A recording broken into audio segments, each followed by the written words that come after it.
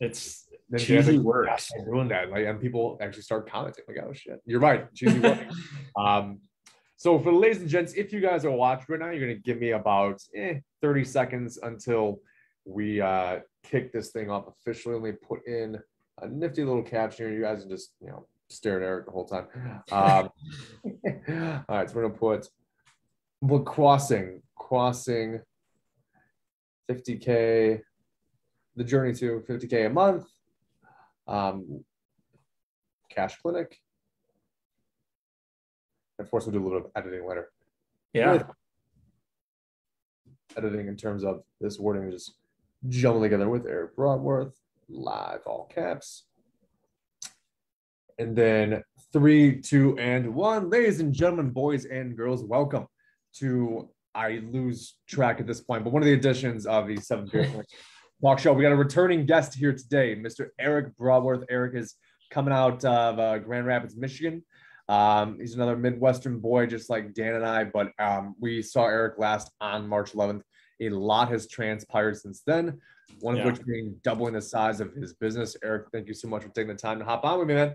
Yeah, thank you. Thanks for having me on here. I can't believe, the last one was March 11th. So lots happened, that's for sure. Lots happened, and you're not exactly, a guy who has a tremendous amount of white space in the calendar. So I have like no white space. I'm trying to make more white space. So and the cat's already out of the bag in terms of doubling in size since let's see. Oh, Dan went live too. Well, Dan, we're gonna get more viewers in this one, so sign off. But so you doubled in size since March 11th, which we were just talking about is about 5 months. I mean, that's gonna open a whole can of worms in terms of things it is that you were doing. A good place to start, I think, is did you do a tremendous amount different per se? Because oftentimes people like to overthink things, or did you just put your head down, bust ass, and just kind of do what you were doing to get to your 20-ish K a month mark that we were at the last time we spoke? Yeah, I can't say I've done a whole lot different, to be honest. It's kind of making sure you have a plan and really sticking to the plan and really watching that like snowball effect. You're not going to have, that, not always. I mean, sometimes I guess you can strike gold and you'll have that one thing where it's like boom and it just absolutely blows up. But with physical therapy and the services, that we're providing, a lot of it's just like putting your nose to the grindstone, having a plan, and making sure what you're doing is working and resonating with the people who you speak to. So like we work with athletes and making sure that they know that, Fuel is the go-to provider for athletes in the area, especially CrossFitters and runners. So if you're a CrossFitter or runner, you get hurt, you come talk to us. You don't go to anyone else. You don't go waste your time. You come talk to us. And it's not going to be cheap, but you get what you pay for, and we provide a premium service. And we'll touch back on the pricing thing later because of how important a conversation that is. There was a post in here the other day about increasing prices and things like that. But you're truly been one of the few guys. And for those who don't know, Eric, which we confirmed a few minutes ago, is 32 years young. But as a young guy, and I think we probably touched on this last time, but the specification in CrossFitters and runners, like you are probably the most successful guy that I've seen that we have on our roster that we've worked with, who has that sort of specificity. You know what I mean? Because oftentimes when we hear that they're working with 3 people a week, 8 people a week, and they're pigeonholing themselves because that they're so selective. How did you make that work for you? Just primarily focusing on the people that you do focus on. Yeah, I mean, I think part of it is like seeing how big the community is out there. So, I mean, we do resonate with athletes, but then we post a lot about just CrossFit and running in general on social media. And so like the CrossFit community and the running community is huge. I mean, everyone knows someone in that community. And so, if you read any of the books like Dan Kennedy. I just read Alex Hormozy's book. If you can get that for 99 cents on Amazon, really good book. He does a lot of like Russell Brunson stuff. What was that? Is it the big purple one? Yeah. Yep. So fantastic. Yeah. Yeah, he does a really good job. He preaches definitely a lot of like Dan Kennedy and Russell Brunson stuff. But it was good to hear his spin on it. And so, I mean, all those guys say the same thing who've been very successful is they talk to a specific niche. They get into a niche, and as physical therapists, yes, we can help everyone. I can go help someone with MS, but if my net is too big, like, I'm really not going to catch anything. So you're going to end up chasing your tail more than anything, and wondering why you're coming up short all the time. But when people know, when you're speaking to someone directly and speaking about their pain points and their problem, I mean, you should be able to hit a home run, like, I don't know, 80-90% of the time. And so the nets that you're casting out there, because I know obviously, we've done some digital marketing stuff with you, but I know that, I mean, a good chunk of your business comes from a few other places. What have you, because again, like when people hop into this group, a good common misconception is, oh, they're only going to talk about the digital marketing stuff. And obviously it's not a bad thing to have down, but what else are you doing that's working consistently that some people might be overlooking? Yeah, I mean, digital marketing is huge, but I would say, like, so if you're just starting off, like, you need to reach out to all of your warm leads. And that was something that from another group and like mastermind group that I was in, that they really preached to me, is like, before you start spending a bunch of money on Facebook ads, which can be great and super helpful, like, you really need to maximize your warm leads as much as possible. So when I had first got started, like, we ask everyone for a Google review. So like, and that's been huge, because obviously Google's huge. And so when you look up, top physical therapy or best physical therapy in Grand Rapids, I mean, we show up and we blow the next place out of the water by like 70 reviews. And we're very big on that and making them personal. So we'll kind of say, hey, if you could tell your story, or say how we got you there, and not just 5 stars, not just, oh, these people are great, these people are friendly, but like, man, I had these shin splints that wouldn't go away. After working with Eric and Haley, we got, I was able to run 5 miles again without having to worry about my shins killing me, stuff like that. That's pretty specific. So really working on those warm leads is really important, because those leads also are going to be more likely to say, hey, maybe I'm not hurting right now, but you know what? My friend Susie over there, she's hurting, and you should talk to her. And then you just ask for a number. You got to be upfront. You got to ask for things. Yeah. it's the amount of times where somebody will be like searching for some sort of like, some big strategic like overhaul of like, let's make some sort of complex plan. Of course, it's important to have a plan, but like you said, sometimes it's a matter of just asking flat out for somebody's business or for somebody's referral, and doing so consistently. Yeah, absolutely. Yeah, you can't be afraid to ask. You got to get a little uncomfortable in life and in business. And I mean, I don't know if you just saw, so I've gotten on TikTok, and you want to talk about like making me uncomfortable. Like, I'm not creative. TikTok's just a different world than like Instagram too, which I've already done a lot of stuff on that, and I'll show videos, but like, to get views on TikTok, I feel like you have to do things that are just a little different and quirky and whatever. And so today, I was doing a stone cold Steve Austin like entrance thing, and it was just, I told everyone that when we're doing it, I'm like, this is so uncomfortable for me. I don't like this, but that's where you grow too. Like, when you get uncomfortable, that's when you're going to grow. Dude, I got to look that up, because I don't know if you know this, but I'm a huge wrestling nut, like nut. You'll like it then.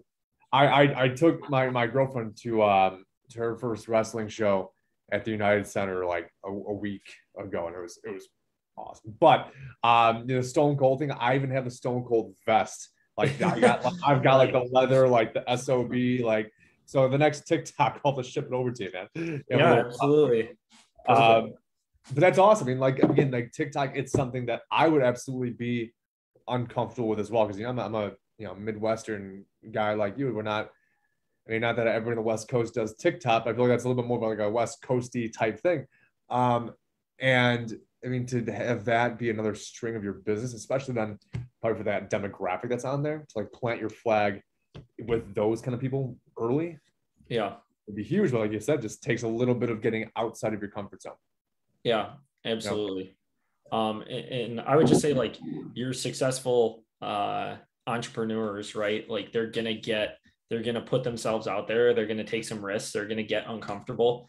But if you're always playing it safe, like if you're always playing it safe, you're not going to quit that salary job. You're not going to do those things necessary. Like, and safe can feel good, safe sometimes it can be the smart move and the right move. But like for me, my wife and I, we've talked about it. Like I like to take risks. I like to kind of go big.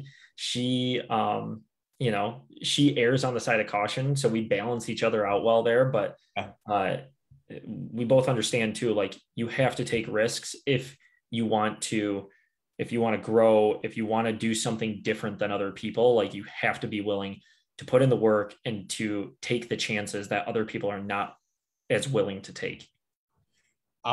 Speaking of chances, risks, uncomfortability, especially in a job that requires you to use your body, for the most part.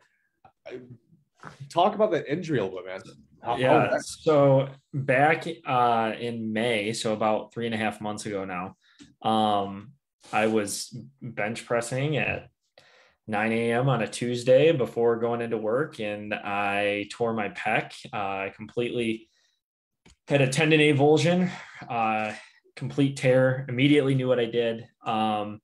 Was freaking out because a couple things that go through your head are, pardon my French, but I'm like, oh shit, I just tore my pec. I'm going to need surgery. What do I do with the patients that I've got to see right now today? What do I do with them? What do I do in general, like with the patients on this week? And so we were supposed to go to Alaska the next week on vacation for our for our second anniversary vacation and with my wife. And so I had to tell her, hey, that's not happening anymore. So had surgery a week later on May 12th.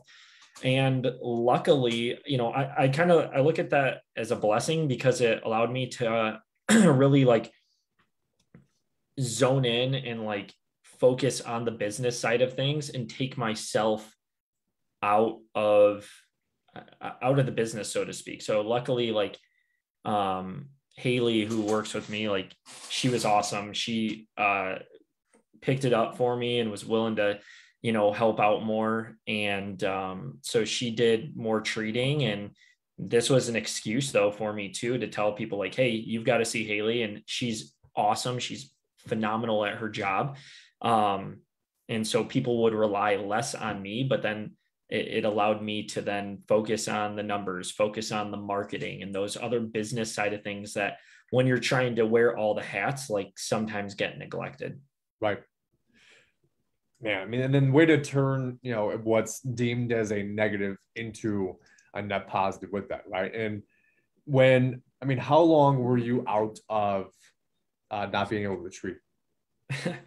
I could show things. So yeah. I like to, in case you couldn't tell, I like to push the envelope. I was I was answering emails like the next day after surgery. I think that day even I told Haley, I'm like, hey, someone called. Like I got out of the anesthesia. I'm like, hey, did you follow up with so and so? She's like, oh my God, like lay down. I will call them. Relax. And so I wasn't able to really do any hands-on treatment for a while. Like I was in a sling for 6 weeks and everything, and you really can't treat with a sling on. So I just did some back end stuff, more some front desk admin things. And then uh, over the past couple of weeks, I've definitely been able to do more. Like I'm getting back and I can do more joint manipulation and like use this arm to push more. So it's been a long road. Like I'm a very active person. I like to do CrossFit, like to lift weights, like do all those things. And I mean, I'm not going to be 100% for, 9 to 12 months post-op. So maybe other people are thinking this, maybe I'm just asking a weird question, but who's rehabbing you? Haley. So a little bit of myself and Haley, and I had a student at the time too, which when did she start? Like June-ish. And so it was nice because I could then have her do hands-on stuff with people and also, work on me at the same time. So any manual things that I have going on, either Haley was working on me or Hope, my student that was working with me was working on me. So other than that, I'm kind of doing my own rehab, following the protocol with the exercises and all that stuff every day. Were you paying them or was it pro bono? I mean, I told Haley I pay her salary, so I don't really have to pay a copay or anything like that. So, right. Well, it's good. I mean, when you were able to then shift focus then to the business side of things, is there one or two or three things that you feel like, okay, because of this injury, I really sharpened up on this or that, or opened my eyes to certain things? No, absolutely. It allowed me to really like catch up on my numbers too and see like, hey, we are too low right now on that like average revenue per person. And what are we going to do to get that to where it needs to be? Because, okay, if that number's low, then you need to see more patients, right? And you need to get more leads and things like that in the door. But if that number's higher, then you don't have to rely on that as much. So it's kind of finding that balance. So it really allowed me to see like, hey, we need to be getting people on more. Are we losing people to early discharges? So it really opened my eyes up to that. And so I know one thing that you preached that honestly I was kind of against for a while was like, we dabbled with it, but the packages and stuff. And I had a tough time like pulling the trigger on that, but we're doing that all the time now, as far as the packages, and our average revenue per person's like gone way up. So awesome. What was the because I know some people have different takes on it, right? So what was the resistance to doing packages? Was it more as a like borderline like ethics thing, or like what was, or was it just like a sales thing? What was the thing? No, I would say the biggest thing with the packages, honestly, and it still is to me, like the hardest part would be, say I tell someone, I don't know, 6 visits, 8 visits, whatever, and then they need more. And I have to have that conversation again with them and like getting them to then come back consistently. And I mean, I do have some patients too, where we go on a week-to-week basis and I just let them pay, like they've paid enough in full where I have them pay kind of this like lesser rate. And so I guess that's the big thing, it's like, oh shoot, well, yeah, if I would have told a person, say a 6 or 9 visit package and now they're at 12, like that's quite a bit of money. But then at the same time, like, well, if I told someone they're going to need 6 visits and I get them better in 3 and they didn't pay for a package, well, now right there, I'm out $500 or over $500. So it goes both ways for sure. Right. What was, let me rewind for a second. Because oftentimes, whether it's instituting packages, increasing our prices, usually we have it in our head that the sale is going to be more difficult than it ends up being. Did you find that to be true when you started instituting more packages, or was it a little bit difficult at first to kind of tactically get somebody to move on that? No, we price anchor them. So again, going to Alex Hormozy's book, I mean, you want to make a deal so good that they feel stupid saying no. So that's basically what we do. So I have to send an email out here, but we're upping our rate in September. We're going from, right now our package rate is $169. And then if people want to pay visit by visit, it's $199. We're actually going to be bumping that up to $199 for a package rate and $299 for visit by visit. So yeah, you can go visit by visit, but you're going to pay $299. And if you want to go pay everything up front, it's at a rate of $199. So you're saving, I mean, it's kind of stupid if you don't do a package, right? Because you're saving $100 a visit right there. Right, like literally 30% of. Yeah, I mean, and so what you said, you're going to do an email to the list explaining everything that's happening? Yeah.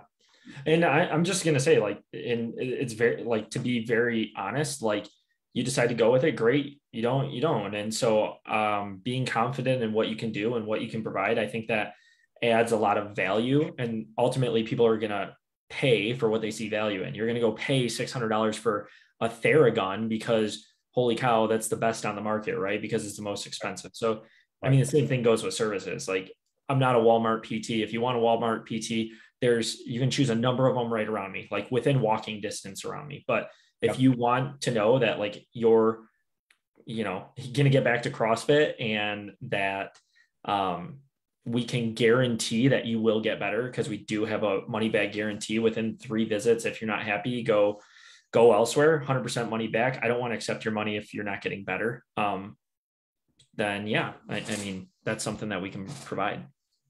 And that Hormozy piece, but I mean, how you phrase it as well is making offers so good that somebody would feel stupid saying no. Like that's true what it sounds like. And it doesn't mean changing up a whole bunch of what it is that you do.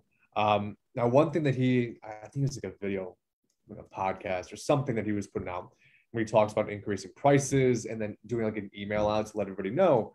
A good kind of like rationale, maybe you've seen this, maybe you haven't, is explaining to the list, to your customers, like, hey, because we want to do this, this, and this with you, because we want to, improve the quality of care, equipment, whatever, that it's going to result in us increasing price just a little bit, and hope you understand, because it gives somebody that rationale. And because oftentimes with us as business owners, right, we have, or our customers sometimes have that misconception of like, I pay you $169, $199, $299 for a session, that you're just taking that $300 and putting it in your pocket, right? That you don't have all these other expenses. Yeah. You can come look at my P&L. I do need to be better about my expenses sometimes, but no, I mean, that's very true. Like, sometimes people think like, oh, like, yeah, you're just, padding your own pockets. And that's not necessarily the case. Like, but at the same time, as physical therapists, and when we're in healthcare, we've got that voice in our head that says we need to like help everyone, and we really need to like do it for free. And we do it because we want to give back. But like, there's nothing wrong with making money. And like, I work my ass off to get where I'm at. And people are like, oh, hey, you're so lucky that you have this like dream job and you're doing your own thing and you're in a CrossFit gym and all these things. And it's like, you could have this too. Like, you can go do that. You just have to put your nose to the grindstone and go do it. And there's sacrifice that comes with it. But ultimately, like, I want to be able to do other things, like, and provide for my family that can't be done with a typical salary PT job. And that's what I'm doing. And so, like, again, there's nothing wrong with doing pro bono work on, if you wanted to do that, but you got to get on the other side. There's nothing wrong with asking for more money when you know what you're worth, So what are some of those things that you are looking to do, right? Because again, you've made such a huge, couple strides. One, when we first got acquainted, whatever, I don't know, 6-8 months ago, to then, again, you were doing about 20-ish around March 11th. You've doubled in size since then. What is then on the horizon for you? I mean, you've got Haley on board. Is it adding more staff? Is it, a new location? What sort of things in the cards do you got? All of the above. I can't do it all. I can't do it all with like my vision and where I'm going to be. I've got some pretty big announcements coming up, but like we're looking at doing some different business ventures outside of therapy and adding just different services that go in line with like what Haley's doing with women's health, and what we do with athletes. And so, yeah, really expanding those services and expanding locations. So we will be, adding different locations that we want to service, and scale the business and scale everything, because that's where you're really going to see growth. And it gets really hard there. But what did Alex Hormozy talks about too, and other people have talked about that, about maybe it's Dan Kennedy, but your first like 100,000 is like the hardest thing to hit, is that first 100,000. And then after that, it just like gets easier, and it's just a snowball effect. So, and because it's building a skill set, right? And so like for you to get like, even if right now, because it moves like multiples of 3, right? You go from making like 0 to 10K, 10 to 30, 30 to 100-ish. So even like if, God forbid, 90% of your patients decide to move, right, tomorrow, like it would suck, but you have the skill set that you need to then get back to that 30 mark pretty quickly, because you can do lead generation, because you can sell. Now, when you went about adding the weight loss, at least as one of the services to the clinic, like what was the thought process behind that? Obviously, increasing the value of one patient. Yeah. But why weight loss? Obviously, it's something that's pretty linear. But yeah, what went into that sort of decision-making process to get that sort of thing added to your repertoire here? Yeah. So I had heard from kind of a number of kind of my mentors, I would say, like a couple of them, like, hey, you really need to check this out and look at this kind of avenue and adding it to Fuel. And I think it will really help you grow. And so I did my research, did my homework, and said, okay, like, yeah, let's go ahead. Let's pull the trigger on this. And I mean, it's been pretty incredible. And especially like for a cash-based clinic, like, yeah, the biggest hurdle that you have with anything in healthcare is whether you want to deal with insurance or not. You've always got that question of, do you take my insurance? And you've always got to have that conversation. With wellness, that conversation doesn't exist. So it just, I feel like, opens up different doors, and it makes selling like even easier. Like selling's become fairly easy for us. I would say, like, we're good at it. It's not as hard of a conversation to have. It's always hard. I'm never going to say it's like completely easy. You're always trying to fine tune and get better at it. But with this, like, you're taking one of the biggest obstacles out of the way. But we charge a premium price, and people are willing to pay for it. Like, yeah, we're getting this really the same amount per person, if not more, for weight loss stuff, as we are for physical therapy. So it's good. What's the crossover like in terms of, like, are you trying to funnel all the PT people into the weight loss and vice versa? No, we're actually targeting a completely different demographic when it comes to weight loss.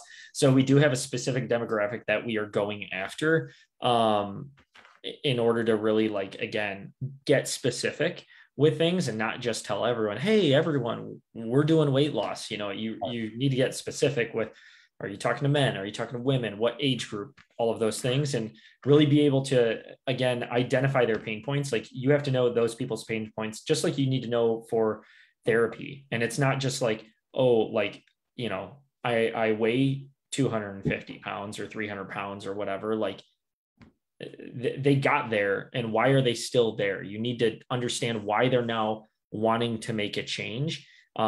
Is it because they want to play with their kids or their grandkids, or they just looked in the mirror and they did see how much they've gained, over COVID, and they want to make a change? And so identifying those pain points is tough, or is important, not tough. You just need to have the conversation.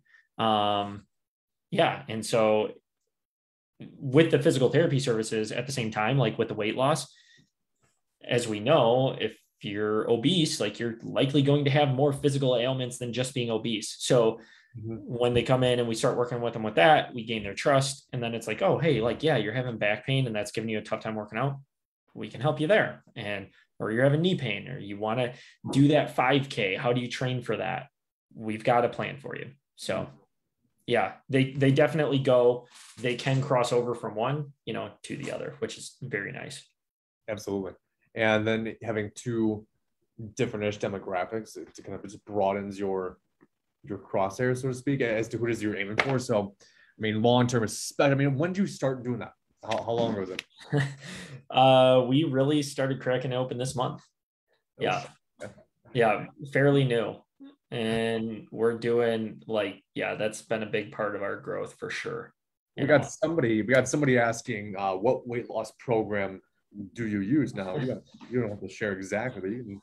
Yeah, so we actually use some like red light therapy with these people, and we're doing some red light therapy, which we've got a certain system and everything like that.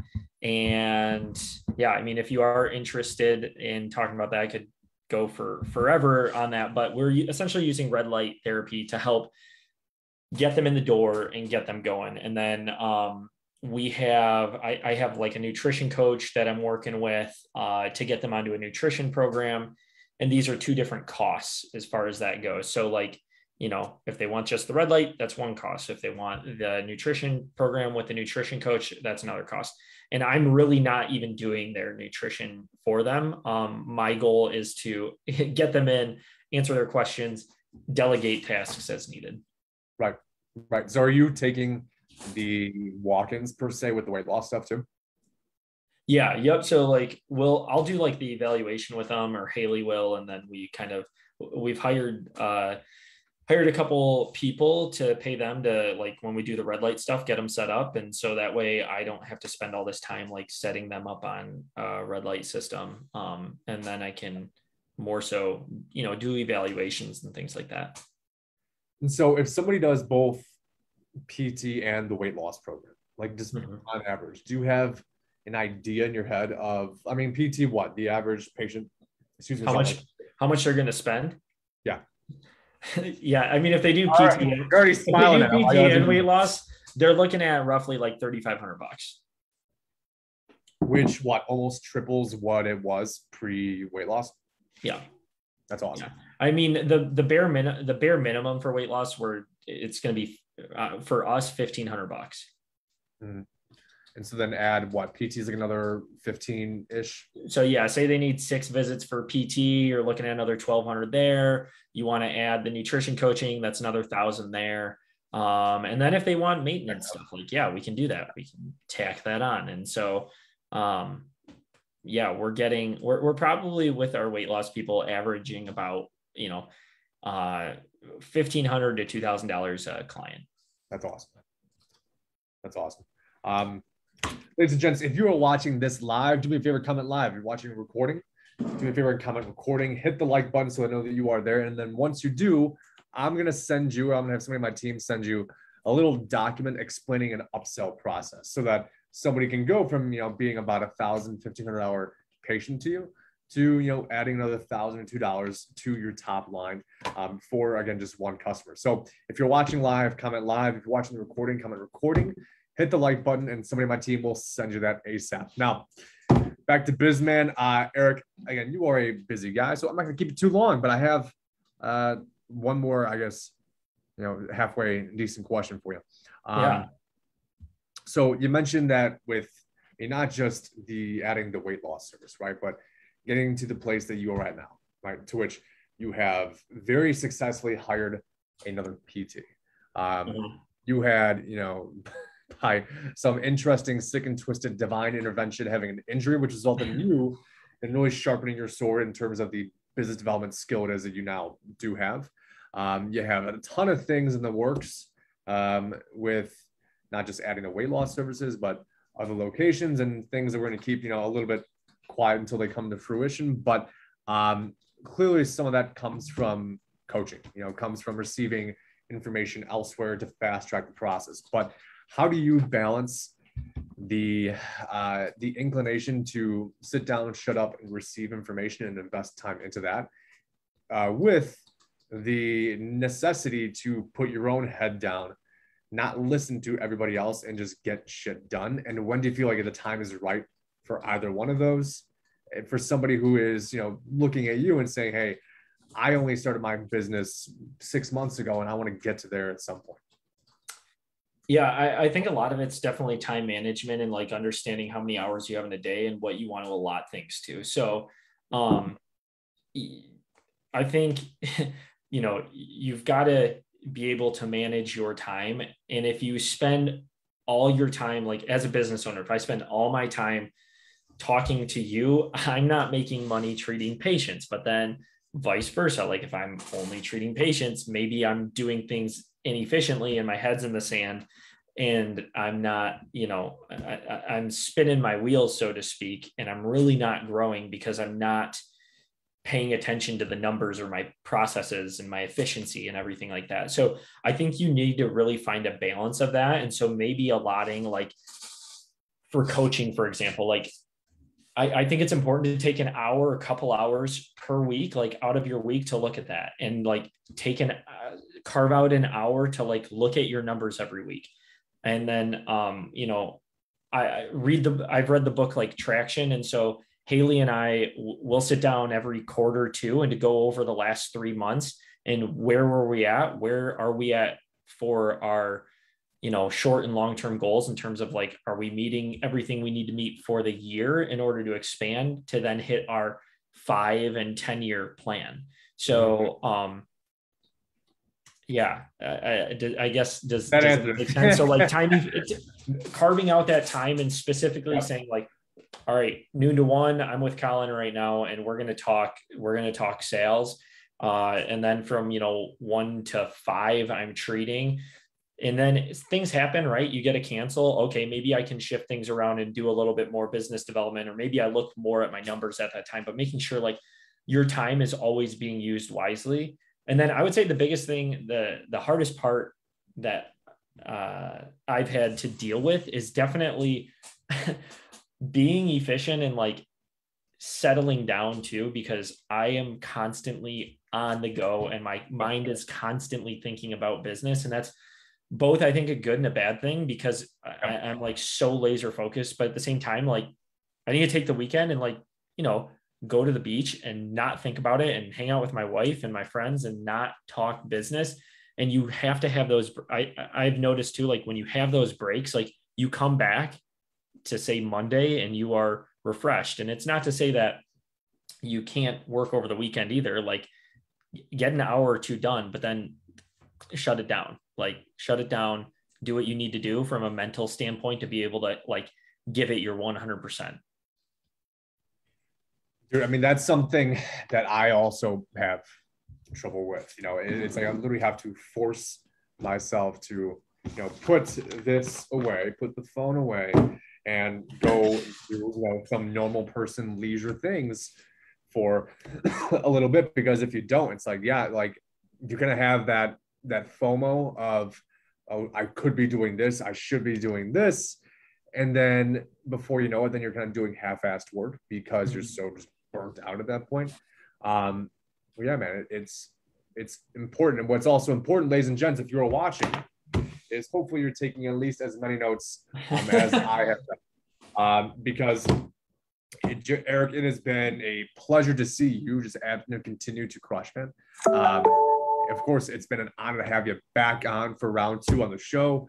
I think a good quote that I got here from one of the last monologues he dished out was, and this is a big mindset shift for just about everybody, well, a good amount of people inside of this group, is if I'm only treating patients, maybe I'm doing things inefficiently.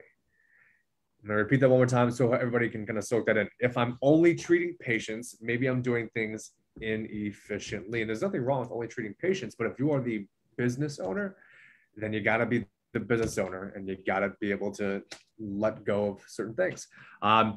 Eric, there is I Please think, go. Colin, too, like just really quick on that, like you need to understand what your goals are for your business, and you need to have those goals written down and outlined, and you need to be able to be very specific with that. There is nothing wrong, I want to say, if like you want it to just be you and you don't want to grow, you don't want to scale, then yes, you need to be full and it needs to just be you treating patients. Then I would say maybe you're not being inefficient. Maybe, you need to raise your prices and you're doing a great job. But if your plan is to scale and is to hire other people and, you're only treating patients throughout the day, then yes, like you need to look at that and see what are you doing wrong or what could you do better so you don't have to constantly treat patients. Ladies and gentlemen, outline what your goals are.